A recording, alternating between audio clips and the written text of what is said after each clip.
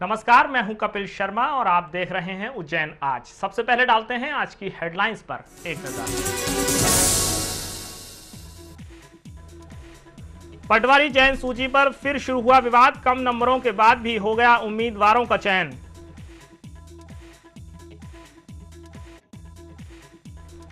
शिप्रा के घाटों का कोई नहीं है रखवाला। सैयदना घाट से लगातार चोरी हो रही हैं फर्शियां।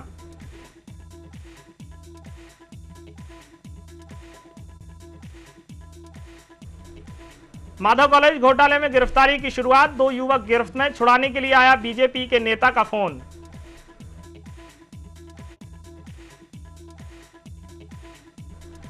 विक्रम विश्वविद्यालय ने परिणाम घोषित करने में दिखाई तेजी। 50% से ज्यादा नतीजे घोषित किए। और गर्मियों की छुट्टियों में परवान चढ़ रहे हैं बच्चों के शौक। खेल खेल में सीख रहे हैं कला के गुर।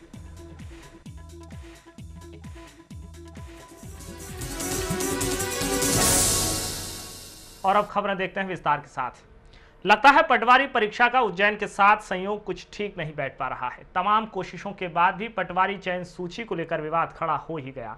आरोप है कि अधिकारियों ने गड़बड़ी कर ऐसे उम्मीदवारों को भी चयन सूची में शामिल कर लिया जिन्हें परीक्षा में कम अंक हासिल हुए थे। पटवारी चयन परीक्षा यूं तो शुरुआत से ही विवादों के घेरे में है, मगर मंगलवार को चस्पा की गई इस परीक्षा की चयन सूची को लेकर फिर विवाद खड़ा हो गया। दरअसल मंगलवार को चस्पा की गई इस सूची में कई ऐसे उम्मीदवारों के नाम गायब मिले जो अधिक अंक लेकर इस परीक्षा में अव्वल आए। तराना की मोनिका चंदाना के परिजनों ने शिकायत की कि 55% अंक हासिल करने के बाद भी चयन सूची से उसका नाम हटा दिया गया, जबकि 53 और 54% अंक हासिल करने वाले उम्मीदवारों के नाम चयन सूची में शामिल कर लिए गए हैं। इसके 55% अंक प्राप्त करे इन्होंने। जो मेरिट लिस्ट आई थी 16 तारीख के दिन दैनिक भास्कर प्रकाशित हुई थी, उसमें इसको 55% अंक प्राप्त हुए थे। परंतु जब आज चयनित सूची दैनिक भास्कर ने फिर प्रकाशित की तो उसमें मेरे सिस्टर का नाम न आते हुए 53% और 54% की लड़कियों को उसमें चयनित किया गया। बाकी 55% की जो मेरी सिस्टर है उसका नाम नहीं लिया गया। इस पर आपने आपत्ति दर्ज कराई? दरअसल क्यों हुआ ऐसा? इस पर हमने नीरज वशिष्ठ सिटी मजिस्ट्रेट को एक आवेदन दिया लिखित में, और वो इस मेरिट लिस्ट को देख रहे थे। उन्होंने हमें आश्वस्त किया कि हाँ कुछ त्रुटियां तो हुई है। मैंने तो मेरिट लिस्ट बनाई थी। शिकायत करने वाले महेश जोशी के मुताबिक अधिकारियों ने चयन सूची में गड़बड़ी की बात स्वीकार कर ली है और जल्द ही संशोधित सूची जारी करने का भरोसा दिलाया है, मगर चयन सूची में गड़बड़ी को लेकर बीजेपी की यूथ विंग अधिकारियों को दोषी ठहरा रही है। भारतीय जनता युवा मोर्चा का आरोप है कि अधिकारियों ने लेन देन कर नाम हटाए और बढ़ाए हैं। तो मेरा तो ये आरोप है कि इस पटवारी परीक्षा में व्यापक रूप से भ्रष्टाचार हुआ है। माननीय कलेक्टर महोदय दिल्ली चले गए, मेरी बात नहीं तो मैं तो उनसे मांग करने वाला था कि इसकी जांच की जाए और भ्रष्ट अधिकारी जिनने भी भ्रष्टाचार करा, जिनने भी लिस्ट में फेरबदल करा है, उनके ऊपर कार्रवाई की जाए, क्योंकि ये भारतीय जनता पार्टी हमारा शासन है और हम ईमानदार और निष्पक्ष सरकार देने में ज़्यादा विश्वास रखते हैं। हमारे मुख्यमंत्री जी, हमारे नेताओं ने ऐसा लगता है कि कहा है, तो हम तो इसका निष्पक्ष जाँच की जाए और भ्रष्ट अधिकारियों के ऊपर कार्रवाई की जाए। मैं तो ये मांग करूंगा। गौरतलब है कि ये परीक्षा पूर्व में भी 2 बार अनियमितताओं के कारण निरस्त हो चुकी है। इस बार भी परीक्षा शुरू से ही विवादों में रही। फर्जी कंप्यूटर प्रमाण पत्रों को लेकर पहले खूब बवाल मचा, लिहाजा परीक्षा आयोजित करने में तमाम सावधानियां बरती गईं, मगर परीक्षा खत्म होने के बाद चयन सूची पर सवालिया निशान लग गए हैं। यह भी शिकायत की जा रही है कि चयन में महिला उम्मीदवारों को 33% से अधिक आरक्षण दे दिया गया है, जबकि कुल 67 पदों से 17 पद ही महिलाओं के लिए आरक्षित थे, मगर इसके बाद भी बगैर किसी नोटिफिकेशन के 20 से अधिक महिला उम्मीदवारों को चयन सूची में जगह दे दी गई है। वहीं कंप्यूटर प्रमाण पत्र को लेकर भी अनियमितताएं सामने आ रही हैं। बताया जा रहा है कि कई डिप्लोमाधारी कंप्यूटर में दक्ष उम्मीदवारों को परीक्षा में शामिल होने की पात्रता नहीं दी गई, जबकि तमाम गैर रजिस्टर्ड कंप्यूटर संस्थाओं के द्वारा जारी किए गए प्रमाण पत्र लगाने वाले उम्मीदवारों को परीक्षा में शामिल कर लिया गया था।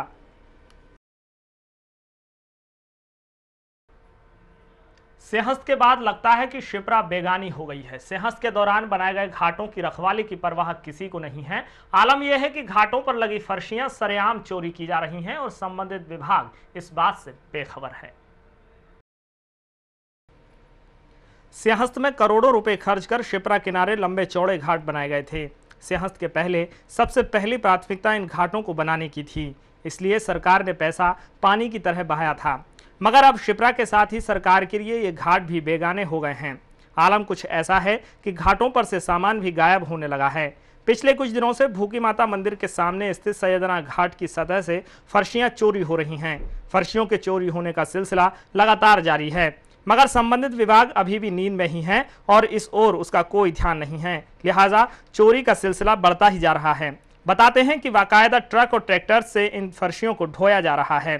प्रत्यक्षदर्शी तो यहाँ तक बताते हैं कि फर्शियों को ढोने वाला और कोई नहीं बल्कि पुलिस वाले हैं। पुलिस वाले लेके 4-5-6 दिन सलम चली गई है सब गाड़ी।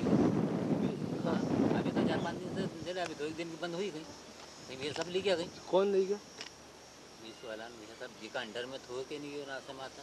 अच्छा, ये आवाज है कहीं खेरा साहब खेरा साहब खेरा साहब ए खेरा साहब पुलिस वाला पूरी गाड़ी रोई मार की थी, तो मैं अपने नाक झीरी करके घोड़ा लेने की थी। हाँ, मार के निकले के ले गया भैया साहब ना तो दिन भर चली गाड़ी है भैया, इतनी जानकारी कहाँ? कौन पुलिस वाले ले गए? हाँ पुलिस वाला दिन भर गाड़ी चली गई भैया। इस बात में सच्चाई भी है कि शिप्रा के तमाम घाट लावारिस हैं और इनकी देखरेख करने वाला कोई नहीं है। कुछ महीने पहले भी एक ऐसा मामला सामने आया था जबकि नरसिंह घाट से इंटरलॉक पत्थर और फर्शियों की चोरी की गई थी।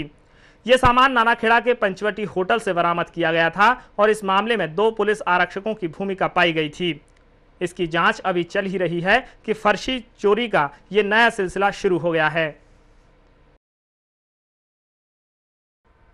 लैंड रजिस्ट्रार कार्यालय में अव्यवस्थाओं को लेकर वकीलों में नाराजगी है। वकीलों का आरोप है कि इस ऑफिस में रिकॉर्ड व्यवस्थित नहीं है और ना ही रिकॉर्ड की कोई साज संभाल ही की जाती है। भरतपुरी का रजिस्ट्रार कार्यालय कोठी के वकीलों के निशाने पर है। वकील इस ऑफिस की अव्यवस्थाओं से नाराज हैं। इनका आरोप है कि रजिस्ट्रार कार्यालय में रिकॉर्ड अस्त व्यस्त और फटा हुआ है। इसके साज संभाल की यहाँ कोई व्यवस्था नहीं है। वहाँ पे जो डाटा है, वहाँ का जो इंडेक्स है, वहाँ का जो रिकॉर्ड है, वो रिकॉर्ड एक तो अव्यवस्थित है और फटने वाला है, फट रहा है। वो इन्हें उसकी सही तरीके से रख रखाव नहीं है और उसमें इन्होंने 10 रुपया प्रति सर्च पे कंप्यूटर शुल्क वसूल करना शुरू किया है, जो करीबन 2-3 साल से ले रहे हैं। किंतु उसके बावजूद भी इन्होंने कंप्यूटराइज न तो कंप्यूटराइज किया, न उसको बिल्कुल सही ढंग से जमाया ताकि वो इंडेक्स एक जैसा रहे, जो रिकॉर्ड देखने में भी किसी को दिक्कत नहीं आए, क्योंकि सर्च करना पड़ती 25 साल की। वकील इस बात से भी नाराज हैं कि कार्यालय में सर्च रिपोर्ट के लिए उन्हें रिकॉर्ड आसानी से उपलब्ध नहीं हो पाता। साथ ही सर्च रिपोर्ट के लिए शुल्क होने के बावजूद अभी तक कंप्यूटरीकरण नहीं किया गया है। सर्च आए दिन हमको देना पड़ती है। ऐसे में क्या होता है कि टोटल इंडेक्स फटे हुए हैं।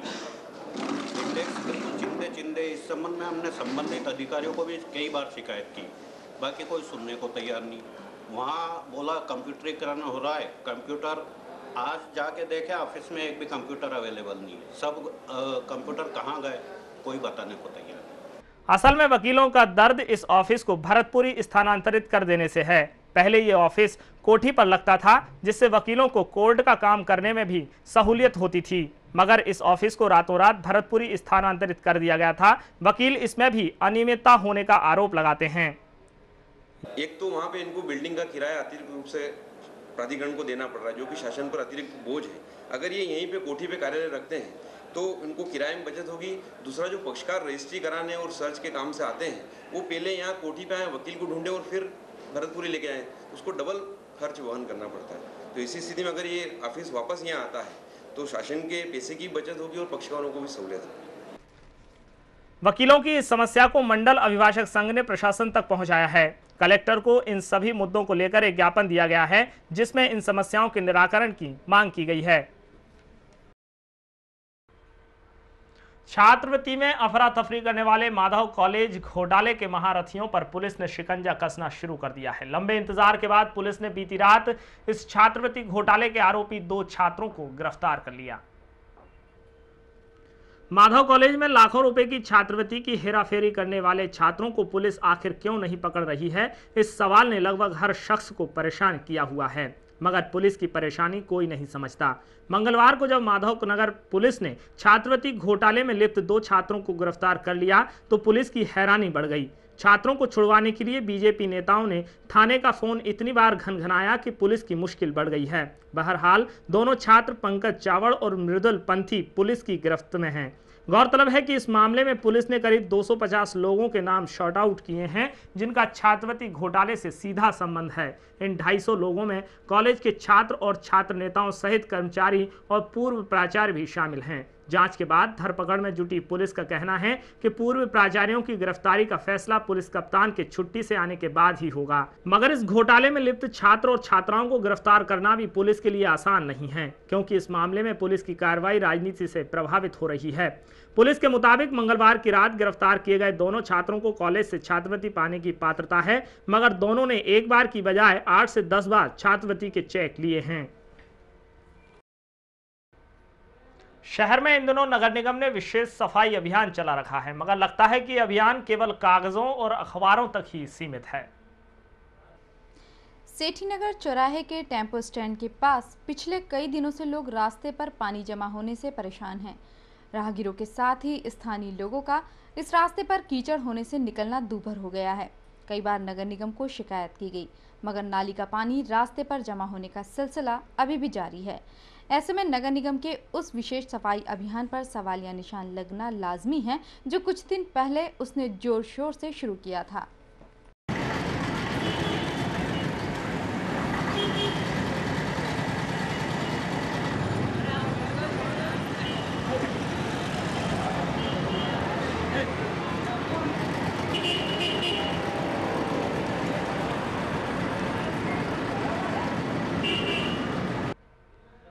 उज्जैन संभाग की महिला परामर्शदात्रियों का एक दिवसीय सम्मेलन उज्जैन के पुलिस कंट्रोल रूम में आयोजित हुआ। इस सेमिनार में महिलाओं पर होने वाले अत्याचारों की रोकथाम और महिला उत्थान विषय पर वैचारिक मंथन हुआ।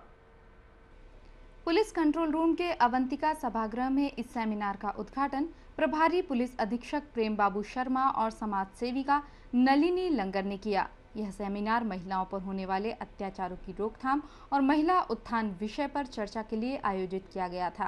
दृढ़ बना सके, उन पर हो रहे या उनके साथ विशेष रूप से हो रहे अत्याचार, अन्याय एवं दोयम परिस्थितियों से उनको बाहर निकालकर उन्हें भी सम्मानजनक दर्जा दिलाने का प्रयास कर सके।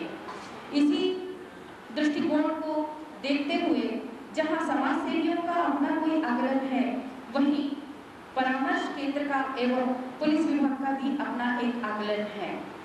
सेमिनार में विषय विशेषज्ञों ने समाज में महिलाओं की स्थिति और उनके उत्थान पर विचार व्यक्त किए। वक्ताओं के मुताबिक समाज में महिलाओं की स्थिति हमेशा बदलती रहती है। कानून में भी महिलाओं को कई अधिकार दिए गए हैं, बावजूद इसके महिलाओं पर अत्याचार जारी हैं। अत्याचारों को रोकने के लिए महिलाओं को स्वयं सशक्त बनना पड़ेगा। और इसका उद्देश्य महिलाओं के प्रति हो रहे अत्याचार, उनकी रोकथाम एवं महिलाओं के क्या अधिकार हैं, उनके ऊपर चर्चा करने के लिए ये सेमिनार आयोजित किया जा रहा है। और इस सेमिनार में आप सभी लोग देवास, आयापुर और उज्जैन से जो आए हैं, सबसे पहले मैं उन्हें धन्यवाद दे रहा हूँ। एक पुरुष भी कमजोर हो सकता है, एक प्राणी भी कमजोर हो सकता है, एक नारी भी कमजोर हो सकती है। कमजोर वर्ग को संरक्षण देने के लिए विधि की स्थापना की गई और ये कहा गया कि शक्ति के स्थान पर नियम का शासन। सेमिनार के दौरान महिला उत्पीड़न निवारण हेतु मार्गदर्शिका पुस्तक का लोकार्पण भी हुआ। इस पुस्तक का संपादन डॉक्टर सुरेंद्र सिंह ने किया। पुस्तक में महिलाओं से संबंधित कानूनी अधिकार और आलेख हैं। उज्जैन आज में अभी खबरों का सिलसिला जारी रहेगा, मगर अभी वक्त है एक ब्रेक का। ब्रेक के बाद हम एक बार फिर हाजिर होंगे। आप देखते रहिए उज्जैन आज।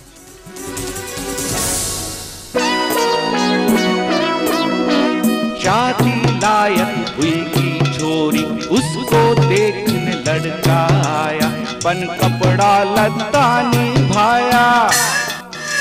लड़की हो गई बड़ी उदास, आ गई तभी सहेली खास, आइडिया आया उससे झकास। नए रूप में लड़की आई, देख रह गया लड़का दंग। पारस भैया की साड़ी से जम गया अब तो रंग, जम गया अब तो रंग। देखा फिर चल गया ना जादू पारस भैया का। बी पारस भैया, कैलाश टाकीज के सामने, उज्जैन। ब्रेक के बाद आपका एक बार फिर स्वागत है। विक्रम विश्वविद्यालय इस बार अपने पुराने ढर्रे को सुधारने में कामयाब होता दिखाई दे रहा है। विश्वविद्यालय प्रशासन ने इस बार परीक्षाएं सही समय पर आयोजित कराई, साथ ही सख्ती के साथ आयोजित कराई और अब वो परिणाम घोषित करने में भी शीघ्रता दिखा रहा है। फिलहाल की स्थिति में देखें तो विक्रम विश्वविद्यालय परिणाम घोषित करने के मामले में प्रदेश में अव्वल स्थान पर है। वर्ष 2004-2005 का शैक्षणिक सत्र विक्रम विश्वविद्यालय के लिए उपलब्धि भरा रहा है। कुलपति प्रोफेसर राम राजेश मिश्र और कुल सचिव डॉक्टर M.K. राय के मार्गदर्शन में विश्वविद्यालय ने कई उपलब्धियां हासिल की है। राजा विक्रमादित्य की प्रतिमा की स्थापना से लेकर बैंक ओवरड्राफ्ट से उभरने का मामला हो या फिर केंद्रीय मानव संसाधन विकास मंत्रालय से सुमन प्रोजेक्ट हासिल करने के साथ माधव साइंस और आर्ट कॉलेज का संचालन शासन को सौंपने का मामला, लगभग हर क्षेत्र में विक्रम विश्वविद्यालय प्रशासन ने अपनी कार्यकुशलता का परिचय दिया है। मुख्य परीक्षा के आयोजन को लेकर विश्वविद्यालय प्रशासन ने विशेष कार्य योजना बनाकर कार्य किया है। 10 मार्च से शुरू हुई परीक्षा 2 मई तक चली। इस वर्ष विश्वविद्यालय परीक्षाओं में नकल पट्टी रोकने में भी सफल रहा है। खास बात यह रही कि परीक्षा के दौरान ही परीक्षा परिणाम भी आना शुरू हो गए थे। 29 मार्च को पहला परीक्षा परिणाम घोषित हुआ था। आज दिनांक तक विश्वविद्यालय प्रशासन लगभग 60% परीक्षा परिणाम घोषित कर चुका है। इस सफलता के लिए विश्वविद्यालय ने परीक्षा के साथ मूल्यांकन कार्य भी शुरू कर दिया था। उसी के तारतम्य में हमने विश्वविद्यालय की जैसे जैसे परीक्षाएं होती गईं और प्रत्येक दिन जिस दिन परीक्षा जो पेपर समाप्त होता था उसके दूसरे दिन महाविद्यालय से उत्तर पुस्तिकाएं तुरंत कलेक्ट कर लेते थे और तीसरे दिन चौथे दिन हम उन एग्जामिनर्स को कापियां भेज देते थे जांचने के लिए और 7 दिन बाद उनको 1 हफ्ते का समय देते थे और 1 हफ्ते के समय के पश्चात उनको हम कापियां वापस भी लेते थे। उसका परिणाम ये रहा कि जी परीक्षाएं भी चलती रही, कलेक्शंस भी होते रहे और डिस्पैच भी होता रहा और साथ साथ में परीक्षाओं के मार्क्स भी आते रहे। तो हमको ये जब जैसी परीक्षा समाप्त हुई, परीक्षा समाप्त होने के 10 दिन में हमारे मार्क्स कलेक्शंस भी लगभग पूर्णतः के ओर हैं। विक्रम विश्वविद्यालय ने अभी तक 80 में से 46 परीक्षा परिणाम घोषित कर दिए हैं। परीक्षा परिणाम घोषित करने के मामले में विक्रम विश्वविद्यालय का प्रदेश भर के विश्वविद्यालयों में अभी तक अव्वल स्थान है। अब विश्वविद्यालय प्रशासन का लक्ष्य 31 जुलाई तक पुनर्मूल्यांकन परीक्षा परिणाम घोषित कर 14 अगस्त तक पूरक परीक्षा और परीक्षा का परिणाम घोषित करना है। जो 2, 4, 6, 10, 15 रिजल्ट और जो 35 रिजल्ट बचे हैं जिसमें BSc और BA बचा है, ये 2 या 3 दिन में हम इनको भी कुछ BA और BSc के घोषित कर देंगे और 30 तारीख के पूर्व हम पूरा परीक्षा परिणाम घोषित कर देंगे। ये हमारा टारगेट है। श्री चौबीसा ब्राह्मण समाज का सामूहिक यज्ञोपवीत संस्कार समारोह और परिचय सम्मेलन बुधवार को उज्जैन में आयोजित किया गया। इस दौरान समाज की परिचय पुस्तिका मालवांचल 2005 का लोकार्पण भी हुआ। इस सामाजिक कार्य का शुभारंभ श्रीमती ज्ञानेश्वरी राजावत, बसंतीलाल पाठक, गोविंद विजयावत और ब्रजमोहन शर्मा ने किया। स्वागत भाषण देते हुए समाज के अध्यक्ष धर्मेश हाड़ा ने आगामी योजनाओं की जानकारी दी। इस अवसर पर समाजजनों की परिचय पुस्तिका मालवांचल 2005 का अतिथियों ने लोकार्पण किया। समाज के सचिव और पुस्तिका के संपादक केशव श्रोत्रिय ने पुस्तिका के संबंध में जानकारी दी। प्रारंभ हुए थे, 1 वर्ष से काफी तैयारी चल रही थी। रतलाम, इंदौर, खासरोड सभी लोग अध्यक्षों में इसमें मदद करी, तब जाकर ये किताब आज प्रकाशित हो पाई है। इस किताब से संबंधित काफ़ी सोच विचार कर इसमें मैटर डाला गया है। इसमें इस किताब में आलेख हैं, सभी लोगों के फ़ोन नंबर हैं। औपचारिक समारोह के बाद सामूहिक यज्ञोपवीत संस्कार और समाजजनों का परिचय सम्मेलन हुआ। इस कार्यक्रम में चौबीसा ब्राह्मण समाज के लोग बड़ी संख्या में शामिल हुए। पुस्तक के बारे में अपना संपादकीय वक्तव्य प्रदान करें। श्री केशव। बच्चों के लिए गर्मी की छुट्टियां खेलने कूदने के लिए होती हैं, मगर छुट्टी के दिनों में भी खेल खेल में कुछ सीखने को मिल जाए तो छुट्टियों का मजा दोगुना हो जाता है। इन दिनों विभिन्न शिविरों के माध्यम से बच्चे छुट्टियों का पूरा मजा उठा रहे हैं और खेल खेल में ही कला के कई गुर भी सीख रहे हैं।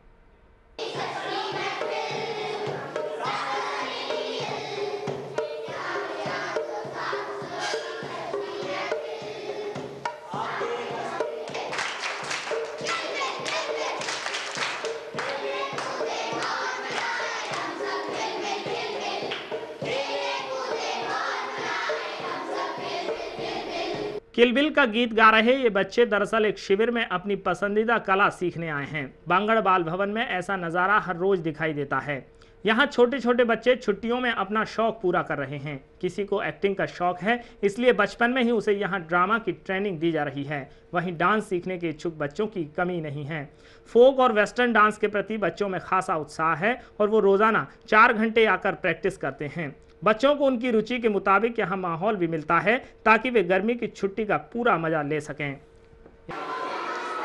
पर हमको बहुत अच्छा लगता है। हमको यहाँ पर ड्रामा म्यूजिक सिखाते हैं। यहाँ पे बहुत अच्छा लग रहा है। यहाँ पे म्यूजिक, ड्रामा, पेंटिंग। मैंने फोक डांस सीखा। वेस्टर्न डांस बड़ी मज़े से करते हैं, बहुत मज़ा आता है और बहुत अच्छा यहाँ पर है। क्या क्या सीखा है? म्यूजिक सीखते हैं। ड्रामा में शास्त्र देखो, शास्त्र एक ड्रामा है, उसमें बहुत मज़ा आ रहा है। ड्रामा मतलब अलग अलग एक्टिंग करना, एक पर्टिकुलर स्ट्रक्चर। हम यहाँ पे ड्रामा, पेंटिंग और म्यूजिक सीखते हैं। हमें यहाँ पे बहुत अच्छा लगता है। ड्रामा में हमारा 4वां रोल है और फोक डांस, ड्राइंग, ये सब सीखते हैं। अच्छा, सबसे अच्छा क्या लगता है तुमको और क्यों लगता है? सबसे अच्छा वेस्टर्न डांस और फोक डांस लगता है। फिर लंच होता है, फिर कैलीग्राफी, फिर फ्रेंच और फिर मतलब साइंटिफिक एक्सपेरिमेंट्स। बच्चों को यहाँ सुबह 11 बजे से 4 बजे तक वे तमाम कलाएं सिखाई जाती हैं जिन्हें वे सीखना चाहते हैं। खासकर चित्रकला और म्यूजिक से संबंधित गतिविधियां खास हैं। समर कैंप में बहुत सारे बच्चे आते हैं। इसमें dance, drama, music, drawing, painting 4 तो मेन एक्टिविटीज़ है। बाकी कैलीग्राफी, फोटोग्राफी, मैजिक ट्रिक्स है, वैदिक गणित है, फ्रेंच है और गुड मैनर्स सिखाते हैं बच्चों को। शिविर का उद्देश्य बच्चों की प्रतिभा को तलाशना और फिर उसे तराशना है। इसलिए शिविर के दौरान उन्हें ज़रूरी कलाओं की ट्रेनिंग दी जाती है और रुचि के मुताबिक कला सिखाई जाती है।